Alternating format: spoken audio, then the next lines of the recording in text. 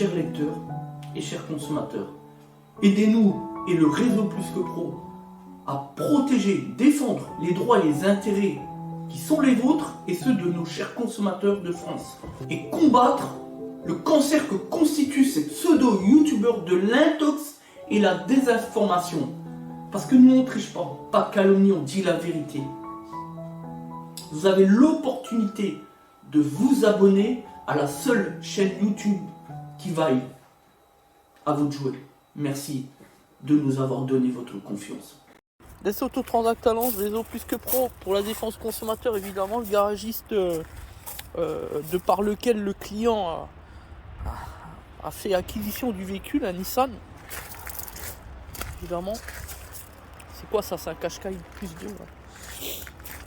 Il sera jamais membre du réseau Plus que Pro, on est d'accord. Donc, cette vidéo, plutôt ce document, vos preuves, et pourra faire valoir en justice ce que de droit, c'est-à-dire que là, il manque purement et simplement la plaquette de frein sur l'étrier arrière droit. Donc le client confirme que le véhicule vient d'arriver chez nous. Confirmé? Oui. Ok. Donc là, nous, ce qu'on va faire, on va déposer pour les premiers éléments d'enquête et d'expertise si besoin. Et puis voilà quoi. Donc ça, c'est le type de bricolage. Donc finalement, si on fait le point, c'est un véhicule que vous venez d'acheter. Oui. Il y a combien de temps? 1 mois. 1 mois. Donc finalement, chez le prévu, on vend des véhicules avec des plaquettes de frein manquantes ou des plaquettes de frein dans un état d'usure tel que c'est juste intolérable, c'est juste invraisemblable. Parce que pour que la plaquette clairement disparaisse, on a déjà eu des cas, on sait comment que ça fonctionne. C'est juste que la plaquette, elle était sur la ferraille. Soit elle est sur la ferraille et au bout du moment, il ne reste plus que la matière dure, hein, donc le plateau. Et forcément, au bout d'un moment, ça s'émiette et ça disparaît purement simplement. C'est des cas qu'on a déjà eu. Ou alors, pire encore, ce sont des plaquettes, et ça on va le voir au démontage, qui viennent d'être remplacées, mais qui ont été mal remplacées. Alors on va regarder, on va déposer la roue, etc., l'étrier. Soit il manque les inserts qui permettent la fixation en haut et en bas de la plaquette. Soit c'est du bricolage, soit il y a une vis de desserré, soit l'étrier est mal serré, etc. Enfin bref, on va regarder, on va faire un document complet là-dessus. En tout cas, ce genre de choses, c'est purement simplement un cas de mise en danger de la vie d'autrui. Donc je rappelle qu'on est sur des sanctions pénales, c'est extrêmement grave. Imaginez-vous simplement que le client aurait pu se tuer simplement sur la route. Ça, c'est des choses qui auraient pu arriver. Voilà. Donc ça, c'est... Et en plus de la part du concessionnaire qui vend un véhicule, normalement, quand on vend un véhicule, on est censé faire un certain nombre de contrôles, en tout cas les éléments de sécurité dont font partie les freins, comme la suspension, la direction. Là, on est vraiment dans le bricolage. Et ça, c'est un véhicule, vous l'avez acheté où? En Belgique. En Belgique, voilà. Vive la Belgique, comme on dit. Donc là, ça fait sourire, mais bon, à mon avis, le client, il sourit pas. Pas vraiment, qu'est-ce que vous en pensez? Donc, on va faire le point, puis on ira plus loin dans le cadre du document, une fois qu'on aura le véhicule avec la roue déposée et sur le pont. Ah, donc sur le Nissan Qashqai, avec l'immatriculation encore en W, le client qui est venu tout à l'heure à 13h35, donc là il est 14h30 à peu près, voilà 14h30, et on a mis le véhicule sur le pont, effectivement il manque la plaquette, vous voyez, donc là on est dans une situation extrêmement grave, surtout que c'est la femme du client, ce qu'il nous a indiqué tout à l'heure, qui utilisait le véhicule. Donc là on va déposer la roue, et donc on va regarder tout ça pour essayer de comprendre ce qui s'est passé tout simplement. Encore un écrou. Voilà, donc on est le 3 novembre 2021 et il est donc 14h30 comme on l'a dit à l'instant. Donc rappelons les faits, c'est un véhicule qui a été acheté en Belgique par le client il y a environ 1 mois seulement. Et depuis quelques jours, le client s'est aperçu effectivement un bruit étrange qui est constitué par le manque ici, sur l'étrier. Effectivement, il manque la plaquette. L'étrier, il a la limite de dégager. Donc voilà. Donc là, ça va de ce côté-là. Donc maintenant, ce qu'on va faire, on va contrer tout ça. On va déposer l'étrier, c'est de comprendre ce qui s'est passé tout simplement. Alors dans les faits, le client nous a rapporté également tout à l'heure que le contrôle technique, selon lui, était en bonne et due forme, hein, et vierge. Voilà. En tout cas, était complet et OK, ce qui a permis d'ailleurs la vente. Autre élément important, c'est que le concessionnaire a demandé au client de lui vendre le véhicule sans la moindre garantie, ce qui est évidemment une faute professionnelle, puisque le minimum, et surtout pour un professionnel, c'est de livrer un véhicule, même si c'est un véhicule qui a 10 ans, donc plus de 8 ans, avec au moins la garantie 3 mois, moteur, boîte, pont, c'est le minimum, même si on sait qu'elle sert rarement dans la majorité des cas. Mais pourtant, c'est une obligation. Donc, de la part du concessionnaire, selon toujours les dires du client, c'est quand même assez particulier. Voilà. Demander à son client de ne pas lui offrir une garantie pourtant légale. C'est particulier. Et rappelons le contrôle technique qui était parfait. Là encore, c'est pas clair. Parce que si le contrôle technique avait fait son travail, forcément, il aurait pu effectivement constater que la plaquette était au bout. Et ce qui sera intéressant, c'est faire le point du procès-verbal du contrôle technique pour voir si on a les mesures pour essayer de trouver un indice, on ne sait jamais, par exemple sur les questions de déséquilibre de frein. En France, en tout cas, on a ces points de détail. Après, je ne sais pas sur un contrôle technique belge s'il en est de même. Voilà. Alors, à ce moment-là précis de la vidéo, je voudrais faire un petit aparté. C'est d'expliquer déjà un élément. C'est qu'à un moment donné, vous avez pu voir, on a fait des petites coupures au montage de la vidéo. Alors, dans un premier temps, et on peut le comprendre, le client n'ose pas trop parler. C'est pour ça qu'il est toujours à demi-mot. Voilà. Deuxième élément, si on a aussi coupé la vidéo, c'est à certains endroits, en fait, au départ, le client nous avait indiqué qu'il s'agissait du constructeur de la marque. En réalité, nous, après enquête, puisqu'on a aidé le client à déjà préparer le courrier, si je puis dire, de contre-attaque, hein, puisque là, le client a décidé, et il a raison, d'engager une action en justice, puisque là, on est dans un cas extrêmement grave de mise en danger sur la personne. Donc, je rappelle que c'est du pénal, et heureusement qu'il ne s'est rien passé, plus de peur que de mal. Donc, en réalité, il ne s'agit pas du concessionnaire de la marque. Je veux rappeler les faits pour que tout soit bien clair et que le dossier est un dossier énorme. Énorme. Vous n'avez même pas idée. Le contrôle technique, c'est pas un contrôle technique en fait. C'est un document de collusion pour pouvoir vendre le véhicule qui est rédigé en hollandais.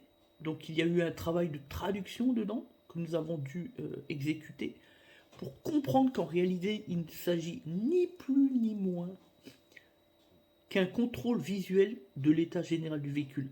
Et dedans, tenez-vous bien, contrairement à un véritable procès-verbal de contrôle technique authentique, qui est un document légal, hein, directive européenne, on n'a même pas les éléments de sécurité. Concernant le freinage, ça nous intéresse, puisque c'est justement de cela qu'il s'agit dans le cadre de ce dossier de litige. Sur tout ce qui est éléments de sécurité, les suspensions, la direction, on parle tout juste des pneumatiques, les ceintures, l'airbag, enfin tout ce qui concerne la sécurité de véhicule, ce qui démontre une fois encore, avec force, qu'il ne s'agit pas d'un contrôle technique, mais d'un simple document de collusion qui a été réalisé donc par une société en Belgique, à 15 km du siège de ce négociant, qui est ni plus ni moins qu'un vendeur de voitures, encore une fois, les fameux négociants, hein, on sait ce que ça vaut, simple vendeur de véhicules qui utilise la marque Nissan par concurrence déloyale et qui permet d'ailleurs de semer le trouble à l'esprit des gens. C'est une faute sur le droit à la propriété intellectuelle, c'est extrêmement grave et c'est surtout interdit, on n'a pas le droit de le faire. Si on n'est pas rattaché à la marque du concessionnaire, on doit demander un accord préalable au constructeur pour pouvoir utiliser sa marque. Chose qu'il refusera bien évidemment, puisque son intérêt, lui, c'est de faire émerger la marque et par conséquent faire des contrats de concession. Ce qu'on appelle les contrats de concession, c'est un petit peu comme les contrats de franchise. Donc, merci pour cet aparté et on repart sur le document vidéo. Alors, pour revenir à ce Qashqai, notre hypothèse est la suivante. Vous voyez, le piston qui est sorti. Alors, on va regarder évidemment s'il est grippé. Hein, on va tenter de le rétracter. Alors, le client est venu avec le véhicule, évidemment, effectivement, avec la plaquette manquante côté extérieur, ici. Voilà, on est d'accord. La plaquette intérieure, elle est bien dessus. Notre hypothèse, c'est tout simplement que c'est un véhicule qui était stocké donc chez Nissan avant que le véhicule soit vendu au client, évidemment. Et donc, l'hypothèse que l'on retient, c'est tout simplement que la partie qui va toucher le disque pour freiner, hein, la matière, là, ici, elle s'est tout simplement décollée. C'est des choses qui arrivent quand on a un véhicule qui stagne et qui ne roule pas, avec la vétusté, avec le temps, l'humidité, etc. Et effectivement, on a des plaquettes qui peuvent être au niveau de l'usure neuve, avec une grosse épaisseur, le double de ça en fait, parce que là on estime qu'elle est usée donc à peu près 50% la plaquette. Hein. Et pour autant, qui se décolle et donc qui s'émiette. À partir de là, forcément, il ne reste plus que le plateau ici, hein, la partie là qui fait, je dirais, 4-5 mm. À partir de là, on peut facilement estimer tout simplement que la plaquette a pu glisser par l'intérieur ici et tout simplement tomber et partir sur la voie publique. Voilà, puisqu'on a justement suffisamment d'espace ici par rapport à l'épaisseur du métal, hein, de la plaquette de frein, pour qu'elle puisse glisser à l'intérieur. Voilà, surtout que forcément, on a ici un étrier qui est poussé à son maximum, donc forcément qui a poussé le métal vers l'intérieur pour qu'elle puisse glisser ici et sortir de son logement tout simplement. Donc ça c'est la meilleure hypothèse, parce que si on avait une plaquette de frein qui n'aurait plus de matière, forcément on aurait eu donc un disque qui est marqué, rayé, sauf que là le disque est nickel hein, quasiment. Donc ce qui démontre bien que la partie matière s'est décollée et est sortie de son logement, et ensuite c'est la partie métallique qui est sortie de son logement par l'intérieur, et forcément on n'a plus de plaquette après coup. Donc là les risques, vous les connaissez, hein. Danger immédiat, c'est comme si on n'avait plus de freinage. Et la chance du client, c'est qu'effectivement le piston n'est pas sorti de son logement, parce que là on aurait eu le liquide qui se serait vidé. Et là c'est encore pire, parce qu'à la seconde même on n'a plus de frein tout simplement. Et là il y aurait eu danger de mort. Donc c'est ça le risque. Quand on est professionnel d'automobile et qu'on n'est pas sérieux. Parce que si moi je sais que le véhicule stagne pendant ne serait-ce que même des semaines, et que je constate les plaquettes comme ça qui sont usées, on va dire là, qui sont usées à moitié, à 50%, je discute pas une seconde, je change, je mets du neuf. Qu'est-ce que ça coûte un jeu de plaquettes de frein? Voilà la vérité sur leur responsabilité. On est toujours sur du bricolage, on fait n'importe quoi, on fait pas attention à ce que l'on vend, et notamment lorsqu'il s'agit d'un véhicule comme ça d'occasion, qui est kilométré. On ne plaisante pas avec les aimants de sécurité. Les plaquettes de frein, on sait que ça peut arriver, que ça peut se décoller, la matière peut se décoller, et par conséquent, on ne prend pas de risque, on remplace. Un jeu de plaquettes comme ça coûte 25 € hors taxe pour le professionnel. Franchement, quand on vend un véhicule à plus de 7, 8 000, 10 000 €, on ne discute pas, on change les plaquettes. Ce sont des éléments de sécurité et c'est le minimum, et surtout c'est la responsabilité civile comme pénale du professionnel de l'automobile à l'égard de son futur client, futur consommateur. Voilà, si on fait la conclusion, le concessionnaire qui a donc vendu ce véhicule n'a aucune excuse sur son comportement. Il n'a tout simplement pas fait l'entretien. C'est du bricolage. Et il a donc vendu un véhicule qui n'était pas en pleine jouissance pour le consommateur, mais surtout qui n'était pas en état d'être vendu, tout simplement. C'est grave, ça aurait pu mal tourner. Donc pour l'étrier, tout s'est bien passé. Au niveau du piston, on a pu le rétracter facilement, hein, à l'aide de l'outil qui va bien. Dans le cadre des travaux, évidemment, on va remplacer les disques qui ont chauffé, vous l'avez compris. On voit que le disque est bleu. Et donc on va prendre aucun risque, il s'agit d'éléments de sécurité, de frein. Donc forcément l'étrier qui était constamment en appui ici, puisqu'il n'y avait plus de plaquettes, a ovalisé le disque, on l'a vu, on vous a pas montré mais on l'a vu. De toute façon la caméra ça va être difficile de le montrer, puisque comme on a ici le plateau, avec le mécanisme ici de freinage pour le frein à main, ça c'est pour le mécanisme de frein à main en fait, là-dessus c'est comme un kit de frein arrière, mais qui va venir freiner sur le bol intérieur du disque en fait. Voilà. On repart sur du neuf ici, on va faire un nettoyage réglage, on a bien contrôlé les éléments d'appui. Ici la matière de freinage pour le frein à main n'est pas décollée, voilà, il y a pas, ça va, c'est propre, ça reste cohérent. Donc ce qu'on va faire maintenant, on va prendre ici les supports, on va bien les gratter, donc on va enlever les petits plateaux pour le maintien des plaquettes de frein, on va tout dégraisser et nettoyer, tout brosser, puisque vous voyez bien c'est pourri, c'est rouillé, c'est clairement un véhicule en fait qui est resté dans l'humidité en extérieur, qui est resté stocké, et ce qui démontre d'ailleurs le fait qu'on a eu beaucoup de mal à sortir les devises de 17 ici, parce que là-dessus c'est du 17, avec la vétusté, tout ça, avec les temps, les mauvais temps, l'humidité. Forcément, au bout d'un moment, ça coince. Ensuite, on attend les pièces début d'après-midi par le fournisseur. Donc, on sera livré en début d'après-midi comme d'habitude. On est livré 4 fois par jour, vous le savez, puisque nous sommes de vrais professionnels, contrairement aux bricoleurs et aux pseudo-entrepreneurs. On en connaît plein. 2 fois le matin, à 9h, à 10h30, et 2 fois l'après-midi, à 15h et à 16h45. Donc, on sera livré à 15h pour reposer les freins. On va conseiller aussi aux clients, pour le coup, de remplacer les plaquettes à l'avant. Au niveau de l'usure, on est comme à l'arrière, on est à peu près à 50%. Et comme c'est un véhicule qui n'a pas été utilisé, on le sait maintenant, on en a fait la démonstration. Et compte tenu du problème que le client a constaté sur les freins arrière, d'où notre intervention de ce jour, d'aujourd'hui, eh bien on va pas prendre de risque, on va conseiller au client de changer les plaquettes à l'avant pour repartir sur du neuf, parce que qui nous dit que demain, dans une semaine ou dans 6 mois, il n'y a pas une plaquette pareille qui va se décoller à l'avant. Quand un véhicule ne roule pas, est stocké, avec l'humidité et tout ça, et bien effectivement la plaquette, malgré un niveau d'usure proche du neuf, peut très bien se décoller, s'émietter et partir en lambeaux, et tout simplement le client après ensuite se retrouve sans frein, et ça peut être dramatique. Heureusement, aujourd'hui, il n'y a pas de souci, plus de peur que de mal, voilà. Donc, on va conseiller au client de remplacer également les plaquettes à l'avant. Voilà, donc on a le retour du client qui a contacté sur notre conseil notre avocate. Donc, le client, avant d'aller plus loin avec l'avocate, je lui ai déjà conseillé d'avoir un premier contact verbal. Pourquoi ? Tout simplement pour prendre la température et savoir, comprendre si le réparateur est de mauvaise foi ou s'il compte assumer les responsabilités.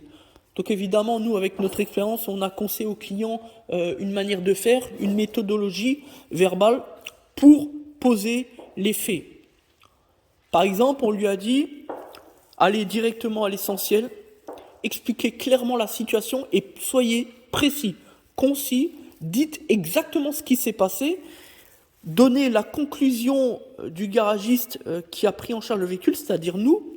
On lui a expliqué exactement ce qui s'est passé avec la plaquette qui était à bout, l'étrier qui était un peu grippé, et du coup, qui a forcé sur la plaquette, et à partir du moment où il ne nous restait plus que la matière dure, le plateau de la plaquette de frein, elle a tout simplement glissé en sortant du logement, glissé entre le disque et le support d'étrier, et donc elle est tombée comme ça sur la voie publique. Voilà pourquoi il manque la plaquette, pour faire simple. Donc là, on est clairement sur le principe de la faute professionnelle. Le concessionnaire, quant à lui, indique aux clients, dans le cadre de leur échange, tout à l'heure, ils n'ont pas de responsabilité, etc. Donc mauvaise foi, comme d'habitude. De toute façon, on a préparé le client à cela, on le savait. À partir du moment où, déjà, dans un premier temps, réfute la garantie, puisque c'est bien le concessionnaire qui a demandé à son futur client de ne pas lui appliquer de garantie sur le véhicule, Donc peu importe, en Belgique, on sait qu'il y a ce qu'on appelle une obligation de conditions légales, donc c'est pas le problème. Mais c'est pour dire déjà, comprendre à qui on a affaire. Ensuite, le concessionnaire a indiqué au client qu'il avait fait la révision. Enfin, moi, j'y crois pas trop. C'est déjà ce qu'on avait dit hier au client. Aujourd'hui, on le confirme, puisque quand on fait un entretien, ce qui est une obligation, quand on vend un véhicule, c'est le minimum. C'est même pas une question juridique, c'est une question de bon sens. Quand on fait une révision, en tout cas quand on prétend l'avoir faite, c'est ça qui est grave. On doit évidemment contrôler tous les éléments de sécurité, c'est le minimum.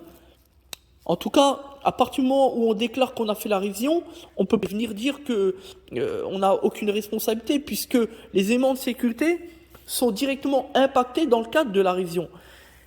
Et donc là, on voit bien dans les faits que la plaquette était en usure maximum ou quasi maximum. Donc du coup, ça n'a pas été relevé par le technicien lors de cette fameuse révision dont on conteste les faits. Pour nous, évidemment, qu'il n'y a pas eu de raison de fait, ce n'est que du oui-dire de la part du concessionnaire. Qui est révision de fait ou qui n'est pas révision de fait, à la fin, l'obligation du réparateur, c'est de livrer un véhicule en toute jouissance. Sauf que là, comme échappatoire, le réparateur fait valoir le contrôle technique, alors que nous, par expérience, nous savons très bien que quand on est amené à toujours travailler avec plus ou moins le même contrôle technique, on peut très bien faire dans le faux document, au conditionnel bien évidemment, on ne dit pas que c'est le cas, mais enfin, on sait très bien qu'il y a souvent collusion entre des garagistes peu scrupuleux, comme ça semble être le cas avec celui-ci, et donc le contrôle technique lui-même. Ce sont des choses qui existent. Voilà. Donc là, on a un client qui a manqué de se tuer, plus de frein, bruit au freinage, plus de plaquettes de frein. On pourra toujours revenir et tourner l'histoire dans tous les sens. Une plaquette de frein, ça ne disparaît pas comme celle-là. Donc à partir du moment où il manque une plaquette, et surtout que le véhicule a été vendu il y a moins d'un mois, le concessionnaire vendeur est directement responsable, sans que cela puisse être remis en cause.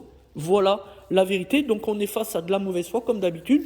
Donc on a conseillé au client de faire un courrier recommandé avant d'engager les grandes manœuvres avec notre avocate, évidemment. Et je pense que ça risque de faire mal. Heureusement qu'il n'y a pas de dégâts corporels, je veux dire accident de la route, ou encore pire, qu'il n'y ait pas de décès. Voilà. Donc dans le cadre de la lettre recommandée, on a expliqué au client qu'il fallait mettre de manière concise l'ensemble des éléments, des faits et de la procédure, c'est-à-dire les dates, ce qui s'est passé, etc., etc.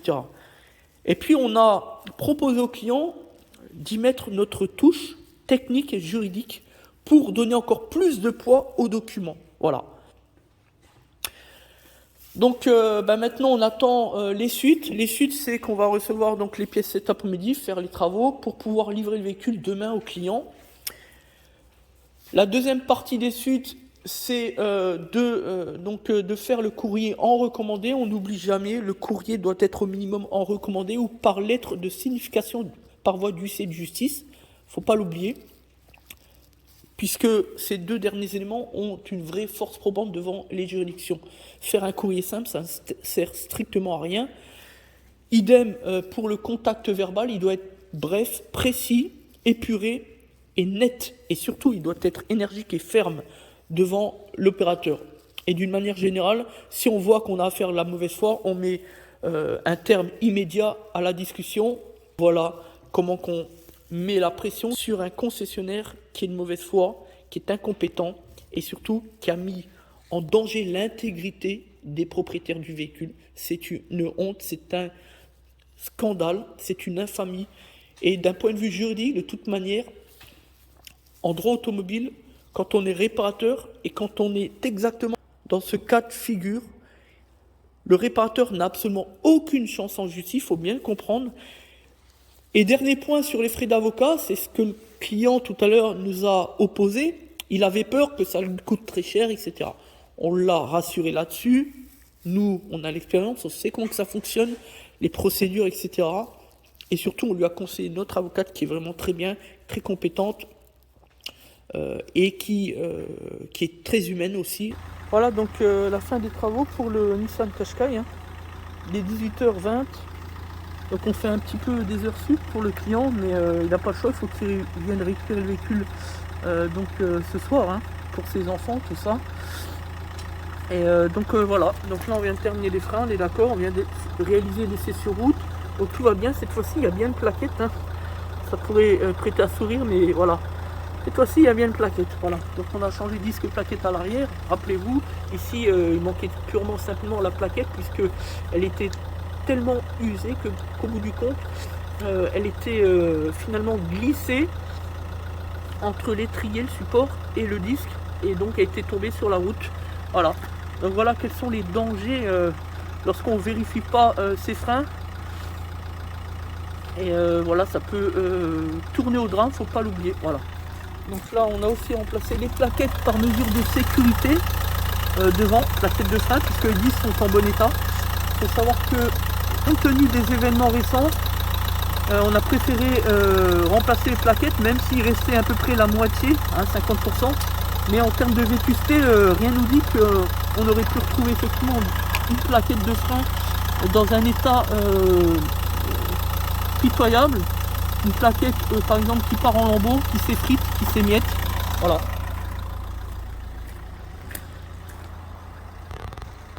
Merci à tous, c'était des Autotransacteurs, puisque pour la défense du consommateur, on a un client qui vient d'arriver.